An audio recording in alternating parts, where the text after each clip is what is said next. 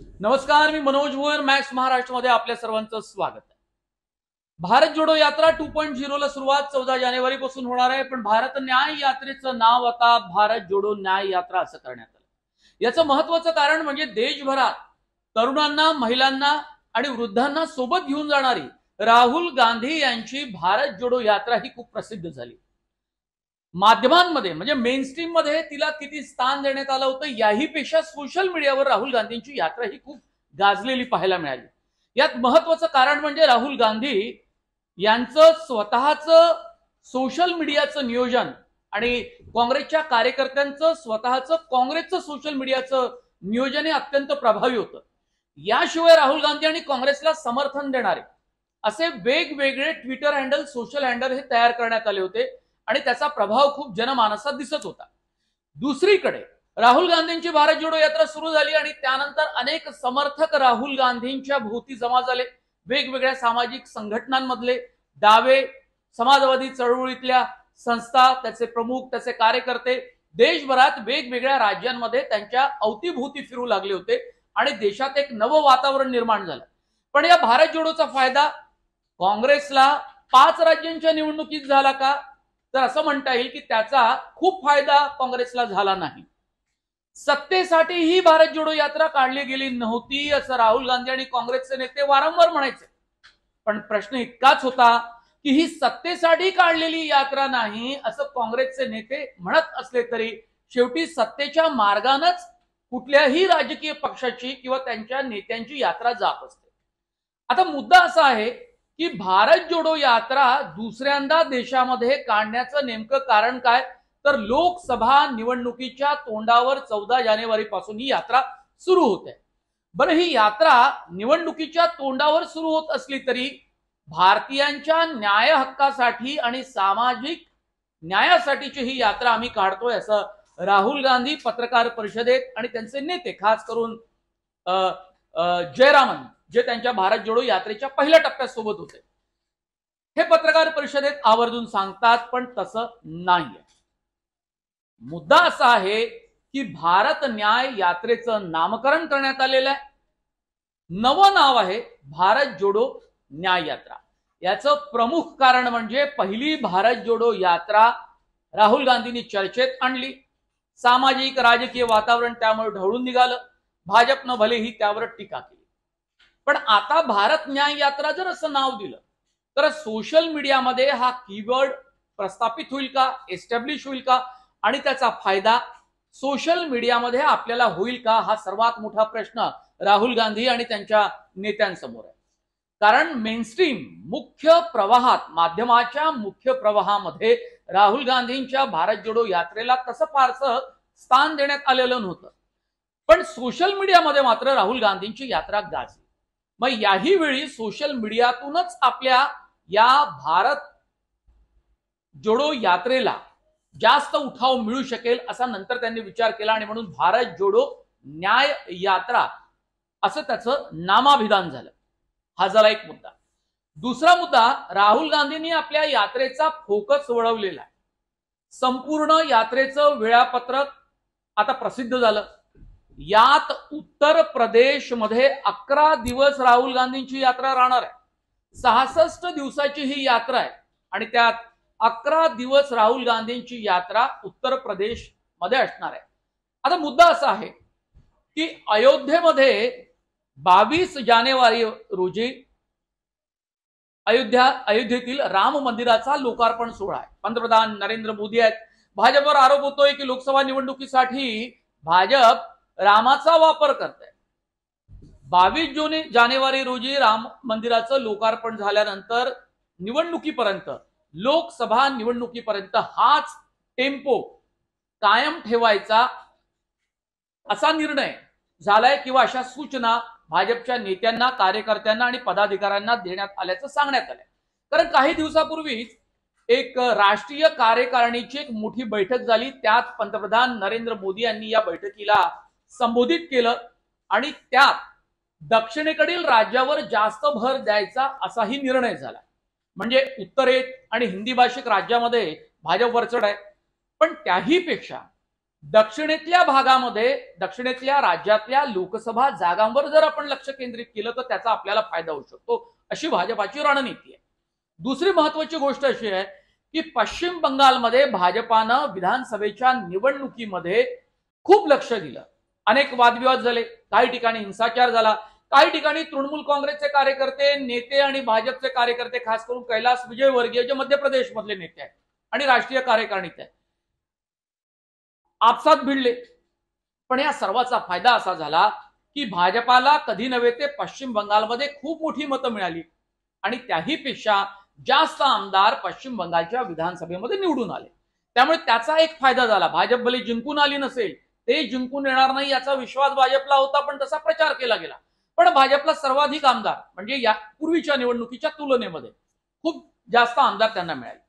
म्हणून याही वेळेला पश्चिम बंगालवरही लक्ष केंद्रित करायचं आणि दक्षिणेतल्या राज्यातही आपण लक्ष केंद्रित करायचं, जेणेकरून सर्वात जास्त भाजपचे आमदार देशभरात मोदींच्या चेहऱ्यावर, नावावर निवडून येतील. आता याचा हा राहुल गांधींच्या भारत जोडो यात्रेशी कसा संबंध असेल, असाही प्रश्न तुमच्या मनात असेल तर सांगतो. राहुल गांधींची 11 दिवस उत्तर प्रदेशमध्ये यात्रा आहे आणि त्याच वेळी, म्हणजे ज्यावेळी 22 जानेवारी रोजी राहुल गांधींची यात्रा, म्हणजे ज्यावेळी राहुल गांधी आसामात असतील त्यावेळी अयोध्येचा राम लोकार्पण मंदिराचा लोकार्पण सोहळा, म्हणजे त्यावेळी ते तिथे नसतील. पण 22 जानेवारीच्या पूर्वी उत्तर प्रदेशमध्ये 11 दिवस त्यांची यात्रा असेल. मुळात वाराणसी मधून प्रवेश करणाऱ्या राहुल गांधींची यात्रा, आणि आपण जर पाहिलं तर यूपी वरती फोकस केला गेला आहे. 20 जिल्ह्यांमध्ये 1074 किलोमीटरचं अंतर राहुल गांधींची यात्रा ही पार करणार. यात प्रयागराज, अमेठी, रायबरेली, लखनौ, बरेली, अलीगड, आग्रा असे महत्वाचे जिल्हे राहुल गांधींच्या यात्रेमध्ये कव्हर केले जाणार आहे. आता राहुल गांधींचा युपीवर म्हणजे उत्तर प्रदेशवर का फोकस आहे? कारण उत्तर प्रदेशमध्ये काँग्रेस अत्यंत मजबूत स्थिती होती. उत्तर प्रदेशमध्ये विधानसभा पूर्णपणे त्यांच्या ताब्यात असायची, असाही एक जमाना होता, पण तो इतिहासाचा भाग झाला. गेल्या काही वर्षांपासून आपण सातत्यानं पाहतो की उत्तर प्रदेशमध्ये भाजप कल्याण सिंहाच्या रूपाने येते, नंतर मात्र अखिलेश सिंह यांचं सरकार येतं, मध्ये मायावतीचं सरकार येऊन गेलं. पण भाजपनं मात्र आता दुसऱ्यांदा तिथे मुसंडी मारली आणि उत्तर प्रदेशमध्ये योगी आदित्यनाथ यांचं सरकार दुसऱ्यांदा निवडून आलेलं आहे. लोकसभेच्या जागा सुद्धा सर्वात जास्त उत्तर प्रदेशमध्ये आणि त्याही जागा भाजपलाच मिळतात. अमेठी, रायबरेली हे अत्यंत महत्वाचे 2 जिल्हे आहेत. या 2 लोकसभेच्या जागा या तर केवळ काँग्रेसच्या गांधी घराण्यांच्या घरातच असायच्या. रायबरेली मधून सोनिया गांधी प्रतिनिधित्व करायचा, तर अमेठीमधून राहुल गांधी, आणि अमेठीमधून राहुल गांधी हरलेले. इतकी दयनीय अवस्था काँग्रेसची या 2 जिल्ह्यांमध्ये झाली. रायबरेली म्हटलं की काँग्रेस, काँग्रेस म्हणजे गांधी घराणं, अमेठी म्हटलं की काँग्रेस आणि काँग्रेस म्हणजे गांधी घराणं. इतकं हे समीकरण निश्चित झालं होतं, लोकांच्या तोंडात बसलं होतं, कुणी त्याला आजही विसरू शकत नाही. रायबरेली, अमेठी काँग्रेसचा जो प्रभाव पूर्वी होता तो पुसून काढण्याचा पूर्ण नेटानं प्रयत्न वादविवादासहित भाजपनं केलेला आहे, त्यात ते यशस्वी झाले. आता या 2 मतदारसंघावर पुन्हा आपली एकदा पकड मजबूत करण्याचा प्रयत्न काँग्रेस करणार आहे. दुसऱ्या भारत जोडो यात्रेची आवश्यकता काँग्रेसला का पडली याचं राजकीय उत्तर आहे की लोकसभा निवडणुकीच्या आधी त्यांनाही माहोल देशात तयार करायचा आहे आणि या यात्रेचा पूर्णपणे फायदा करून घ्यायचा आहे. भलेही ते वारंवार म्हणत असतील की याचा वापर हा केवळ सामाजिक न्यायासाठी आहे, देशाच्या जनतेसाठी आहे, पण तसं मात्र अजिबात नाही आहे. उत्तर प्रदेशमध्ये कधी काळी काँग्रेसची जी व्होट बँक होती, दलित, मुस्लिम, आदिवासी, ही पूर्णपणे व्होट बँक जी भाजपकडे गेली ती आपल्याकडे वळवण्याचा प्रयत्न यावेळच्या यात्रेमध्ये केला जातो आहे. आणि म्हणून मणिपूर, वेगवेगळ्या म्हणजे ईशान्य भारतामध्ये आपण पाहिलं तर ज्या भागातनं यात्रा जाते त्या यात्रेमधून आदिवासी, दलित, मुस्लिम मतं त्यांना पुन्हा एकदा आपल्याकडे वळवायची आहे. बरं, इम्फाळ मधून यात्रेला सुरुवात होणार आहे, शेवट कुठे होणार आहे? उत्तर महाराष्ट्रामध्ये, जिथे 6 जिल्ह्यांना ही यात्रा स्पर्श करणार आहे. उत्तर महाराष्ट्र आपल्याला माहिती आहे, नंदुरबार, धुळे हा भाग आदिवासी बहुल भाग आहे आणि या भागातली मतं तर त्यांनाच काँग्रेसला मिळायची. आपल्याला हेही लक्षात असेल की नंदुरबार जिल्हा हा सोनिया गांधींसाठी अत्यंत महत्वाचा, आणि त्यानंतर आपल्याला हेही आठवत असेल की सोनिया गांधी नंदुरबार मधनं सुरुवात करायची, प्रचाराचा नारळ फोडायचे, कारण तो जिल्हा त्यांना शुभ आहे असं मानलं जायचं, कारण तो आदिवासी पट्टा, आदिवासीमध्ये इंदिरा गांधींची पण चांगली इमेज होती, प्रतिमा, आणि सोनिया गांधी यांची. म्हणून धुळे नंदुरबार या भागात ही जास्त वेळ ही यात्रा राहणार आहे, साधारणतः 6 दिवसाच्या आसपास 6 जिल्हे ते कव्हर करणार आहे. त्यामुळे तुम्ही लक्षात घ्या की ज्या भागांमधून ही यात्रा जाते ती काँग्रेसची मजबूत होटबँड एकेकाळी होती. आणि आता बघा, राहुल गांधींनी जर त्या यात्रेमध्ये आदिवासी, मुस्लिम आणि बहुजन समाज, ओबीसी समाज याला आपल्याकडे ओढून घेण्याचा प्रयत्न केलाय, तर एक नवी बातमी आपल्याकडे अशी आलेली आहे, त्या बातमीनुसार भाजपने एक रणनीती आखलेली आहे, भाईजान म्हणून, असाच काहीतरी शब्द आहे, टॅगलाईन. मुस्लिमांना आपल्याकडे वळवून घेण्याचा प्रयत्न भाजप करते. आता नरेंद्र मोदींचं 2014 साली जेव्हा सरकार आलं होतं त्यावेळी आपल्याला लक्षात असेल की 2014 ते 2019 ते आता 2024, आणि 2024 ची तयारी भाजपनं आतापासूनच केली आहे. 2014 साली मुस्लिमांची सुद्धा मतं भाजपला पडली होती, पण 2019ला मात्र तसं झालं नाही. काही मतं ही भाजपपासून दूर झाली, कारण भाजपपासून त्यांना जे हवं होतं ते मात्र प्रत्यक्षात घडलं नाही, आणि घडलं उत्तर प्रदेशमध्ये वेगवेगळ्या हिंसाचाराच्या घटना, त्याचा एक परिणाम झाला. आणि आता मुस्लिम मतदार पूर्णपणे सजग झाला. या सजग झालेल्या मुस्लिम मतदाराला पुन्हा एकदा आपल्याकडे कसं वळवता येईल यासाठी भाजपनं रणनीती आखली, आणि म्हणून सर्वाधिक म्हणजे मुस्लिम बहुल इलाका जो देशातला कुठलाही असेल, महाराष्ट्रातला असेल, खास करून मुंबईमध्ये काही पॉकेट्स आहेत, मालेगावला आहेत, काही नागपूरमध्ये आहेत, जिथे गडकरी सुद्धा लोकसभा निवडणूक लढतात आणि त्यांना मुस्लिमांची काही मतं मिळतात सुद्धा. तर काउंटर करण्यासाठी काँग्रेसला भाजपनं सुद्धा आपली व्यूहरचना तयार केली आहे, जेणेकरून मुस्लिमांची मतं ही आपल्याकडेच राहावी किंवा ती कमीत कमी काँग्रेसला मिळावी. पुन्हा मी उत्तर प्रदेशच्या राजकारणावर येतो. उत्तर प्रदेशमध्ये सुद्धा मुस्लिम मतदार मोठ्या संख्येने आहे, आणि हे सर्वच्या सर्व एकतर अखिलेश यादव यांच्या पक्षाला म्हणजे समाजवादी पक्षाला काही प्रमाणामध्ये सोशल इंजिनिअरिंगचा प्रयोग मायावतीने केला होता, त्यावेळी मायावतीला सुद्धा ही मतं मिळायची, आणि नंतर काही मतं ही भाजपला मिळाली. पण मुळात ही काँग्रेसची मक्तेदारी असलेली ही व्होट बँक पुन्हा त्याला प्रभावित करण्यासाठी राहुल गांधी प्रयत्न करणार आहेत. बरं, युपी नंतर झारखंडमध्ये सर्वाधिक काळ राहुल गांधींची यात्रा ही वेगवेगळ्या जिल्ह्यांमधनं जाणार आहे. झारखंड पुन्हा एकदा आदिवासी बहुल राज्य म्हणून या देशामध्ये ओळखलं जातं, हे लक्षात ठेवा.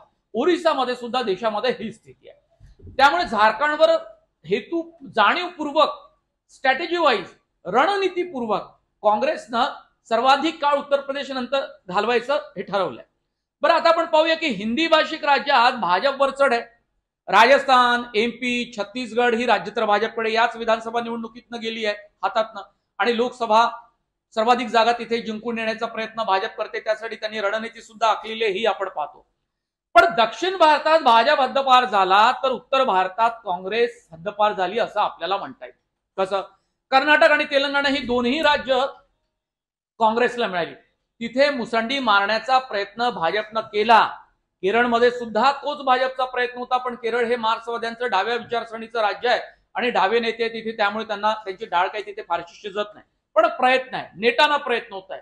वर्षानुवर्षे भाजप सातत्यानं परिश्रमपूर्वक प्रयत्न करते, ते परिश्रम इतर पक्षांमध्ये आपल्याला पाहायला मिळत नाही. भारत जोडो यात्रेमुळे जो कॅडर होता काँग्रेसचा तो ऍक्टिव्ह झाला, नंतरच्या काळात तो आपल्याला थंड होताना पाहिला. त्या कॅडरला पुन्हा एकदा ऍक्टिव्ह करण्याचं काम राहुल गांधी या भारत जोडो न्याय यात्रेच्या निमित्तानं करणार, जरी नाव न्याय यात्रा असेल तरी.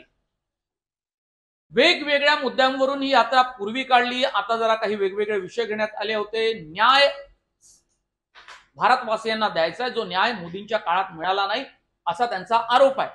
हीच एक भूमिका घेऊन भारत जोडो न्याय यात्रा देशभर फिरणार आहे. आता मी सांगितलं की दक्षिण भारतामध्ये अजूनही नेटानं प्रयत्न हे भाजपनं केलेले आहे, जरी त्यांना यश मिळण्याची शक्यता कमी वाटते तरी सुद्धा. त्यामुळे उत्तर प्रदेशमध्ये खिंडार पाडण्याचे मनसुबे काँग्रेसनं रचले, ते किती यशस्वी होतील हे तर त्यांच्या कार्यकर्त्यांचे प्रयत्न किती तिथे होतील यावरून अवलंबून आहे. कारण ज्योतिरादित्य सिंधिया मागे निवडणुकीमध्ये प्रियंका गांधी यांच्या सोबत होते. त्यांनी खूप प्रयत्न केला पण त्यांना काही यश मिळालं नव्हतं.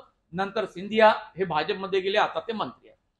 त्यामुळे राहुल गांधी, प्रियंका गांधी, सोनिया गांधी यांच्या व्यतिरिक्त आणखी काही प्रभावी नेते, प्रभावी चेहरे, मोठे चेहरे जे इतक्या वर्षांपूर्वीपासून काँग्रेसनं तयार केले पाहिजे होते ते केले नाही. आणि केवळ राहुल गांधींच्या नावावर, प्रियंका गांधींच्या नावावर, सोनिया गांधींच्या नावावर त्यांना मतं मिळवता येतील का, याची काही शाश्वती देता येत नाही. याचं कारण असं की सोनिया गांधी या थकल्यात, त्या आजारीही असतात आणि त्या सातत्यानं त्यांच्यावरती उपचारही केले जातात. आता बघा, नागपूरमध्ये काँग्रेसचं अधिवेशन झालं स्थापना दिवसाच्या निमित्तानं. सोनिया गांधी, प्रियंका गांधी येणार होत्या पण त्या ऐन वेळेला हे अत्यंत दोन महत्वाचे चेहरे आपल्याला दिसलेच नाही. कसं आहे, काँग्रेसचा जो कॅडर आहे किंवा मुळात काँग्रेसला मानणारा जो गट आहे तो ओबीसी, सर्वहारा म्हणजे वंचित घटक आहे, आदिवासी आहे, मुस्लिम आहे, त्यांना त्या चेहऱ्याप्रती खूप आकर्षण आहे. आणि समजा कुठल्या मोठ्या सभेमध्ये गाजावाजा करून जर हे चेहरे आले नाही तर त्याचा प्रभाव निश्चितपणे हा पडतो. राहुल गांधींचं भाषण जसं व्हायला पाहिजे होतं तसं ते झालं नाही. त्यात वेगळे मुद्दे नव्हते, अजेंडा नव्हता, कार्यकर्त्यांना कुठलाही कार्यक्रम दिला गेला नव्हता. त्यामुळे ही यात्रा काही प्रमाणात फसली, आपलं असं म्हणता येईल की राहुल गांधींचं भाषण फसलं. आता मुद्दा असा आहे की केवळ राहुल गांधींच्या नावावरच ही यात्रा सफल होईल का? कारण पहिल्यांदा असा मोठा प्रयोग ज्यात राहुल गांधींचे भयंकर परिश्रम हे कामी आले आणि त्यांनी एक नवी भूमिका घेतली, एक नवा अवतार होता राहुल गांधींचा. तो नवा अवतार आता आपल्याला पुन्हा एकदा पाहायला मिळेल. पण मधल्या काळामध्ये राहुल गांधी तितके सक्रिय होते का? त्यांनी आपल्या काँग्रेसच्या कॅडरला जागे करण्यासाठी किती मोठे कार्यक्रम दिले? 80 वर्षाचे जर काँग्रेसचे जर राष्ट्रीय अध्यक्ष असतील आणि जर मोदींच्या विरोधात ते बोलत असतील तर त्याचा कितपत प्रभाव पडतील आपण पाहिलं. मोदी अजूनही तरुण वाटतात, कदाचित ते पंतप्रधान पुन्हा एकदा होतील असं भाजपच्या नेत्यांनाही वाटतंय. सर्वाधिक जागा भारतामध्ये लोकसभेच्या निवडणुकीत जिंकून आणू असा भाजपचा विश्वास आहे. त्यांचा आत्मविश्वास, त्यांचा विश्वास, कॅडर बेस, त्यांचा कार्यक्रम, जो अजेंडा त्यांना दिला जातो भाजपच्या कार्यकर्त्यांना, त्याही गोष्टी महत्वाच्या आहेत. जर यातून राजकीय यश जर काँग्रेसला मिळवायचं असेल तर सायमल्टेनियसली सोबतच त्यांना काँग्रेसच्या नेत्यांना एक करावं लागेल, आपसातले मतभेद मिटवावे लागतील, तरुण चेहऱ्यांना संधी द्यावी लागेल. अशोक गेहलोत वर्सेस सचिन पायलट हा वाद आपल्याला जो दिसतो गेल्या अनेक वर्षांपासून तो संपवावा लागेल. मध्य प्रदेशमध्ये सुद्धा काही वाद आहेत ते संपवावे लागतील. इंडिया आघाडीतल्या घटक पक्षांना सोबत घ्यावं लागेल आणि त्या सगळ्यांना सोबत घेऊन भारत जोडो न्याय यात्रा कशी सफल करता येईल तेही पाहावं लागेल. जागा वाटपाचा मुद्दा हा लवकर सोडवावा लागेल. तर आणि तरच जी काही राजकीय अपेक्षा या यात्रेतनं काँग्रेसला आहे ती सफल होऊ शकेल. पण त्यासाठी काँग्रेस सालोन साल ज्या मोठ्या गंभीर चुका करतायत त्या चुका सुद्धा त्यांना सोबतच या यात्रेच्या सोबतच टाळाव्या लागतील आणि त्यांना एक दिलानं पुढे यावं लागेल, संघटन बांधावं लागेल, नवे कार्यकर्ते जोडावे लागेल. नाही तर यात्रेत कार्यकर्ते नेते सहभागी होतील आणि ज्या वेळेला निवडणुका येईल त्यावेळेला निवडणुकीच्या वेळी मात्र काँग्रेसची फसगत होऊ शकते. हा व्हिडिओ तुम्हाला कसा वाटला तो तुम्ही जरूर कमेंट बॉक्स मध्ये कळवा. आणि जर तुम्ही आमचं channel max Maharashtra digital news channel subscribe केलं नसेल तर ते जरूर सबस्क्राईब करा. बेल आयकॉनवरती बटन दाबा. खूप खूप धन्यवाद.